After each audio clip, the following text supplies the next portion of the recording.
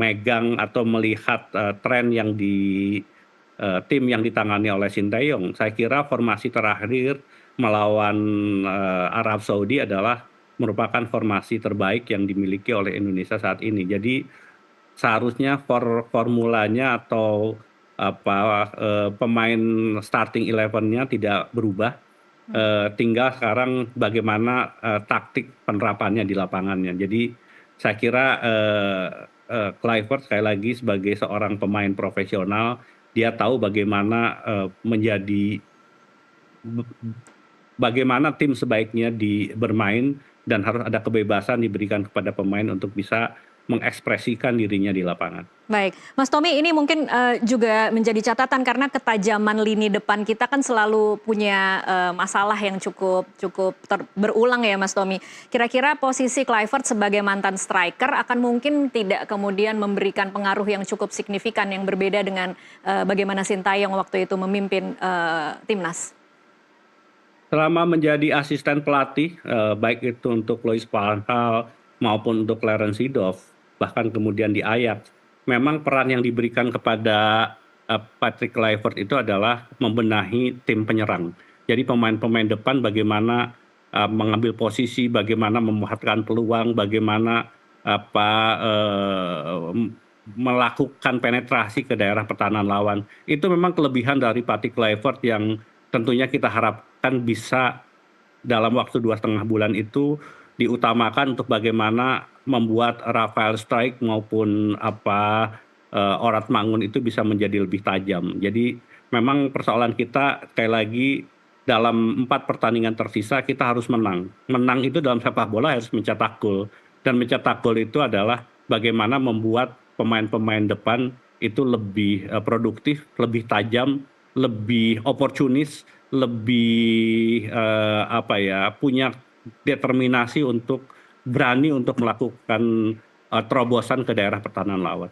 Oke, baik. Saya ke Bung Yosef sekarang. Bung Yosef, mungkin kalau kemudian berkaca dari pengalaman bagaimana Kluivert memimpin Curaçao ya. Kemudian kemarin kan sempat ada statement dari Curaçao yang mengatakan bahwa Kluivert sebagai pelatih sebenarnya bisa dikategorikan minim taktik. Agak membebaskan pemain bermain senatural mereka ingin bermain gitu. Kira-kira itu akan terjadi tidak dengan timnas kita? Iya, saya tidak berani ya menganalisa lebih jauh karena yang saya tahu berita yang berkembang itu dari media ya, bukan dari direktur teknik Curaçao ya. Jadi orang bisa saja membuat analisa dan seterusnya.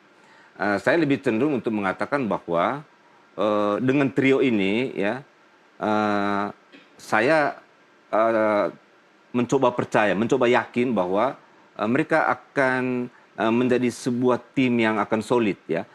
Maksudnya begini, seperti penjelasan Mas Tommy tadi, bahwa kelemahan lini depan itu sebetulnya ada persoalan perbedaan cara bermain antara pemain-pemain dari Belanda ini dengan konsep pelatih Sintayong dari Korea Selatan. Selama ini kan yang dikeluhkan itu bahwa kalau melawan tim kuat, Sintayong memprioritaskan pertahanan yang solid. Jadi turun sampai di setengah lapangan ke bawah. Di atas setengah lapangan ke atas kosong. Nah, setelah bisa merebut bola baru melakukan counter attack. Ini yang merepotkan pemain-pemain Eropa. Eropa itu cara bermainnya box to box. Jadi mereka membuild up serangan itu dari kaki-kaki, dari bawah ke sayap, dari tengah, box to box bermainnya. Kalau model yang Sintayong adalah merebut bola counter. Ini menimbulkan pemain harus banyak berlari. Karena bola begitu diangkat ke depan, semua harus naik. Nah, kalau nanti yang saya bayangkan bahwa ada perubahan di mana bermain gaya Eropa, yaitu pressing di tengah ya, medium sehingga jarak antara lini belakang, tengah dan depan menjadi dekat, dan lini pertahanan lawan juga menjadi dekat, sehingga ketika mereka berhasil merebut bola di daerah tengah, lebih mudah mereka 2 kali 3 sentuhan sudah masuk ke pertahanan lawan. Saya kira itu yang mungkin akan perubahan yang akan kita coba lihat nanti, bahwa tidak lagi orang bilang parkir bus ya, bertahan total, merebut bola baru counter. Saya kira itu yang nanti berubah gaya Belanda, gaya total football. Itu harapan kita yang akan terjadi. Kita akan break dulu untuk jeda azan maghrib untuk wilayah Jakarta dan sekitarnya. Pemirsa tetaplah bersama kami.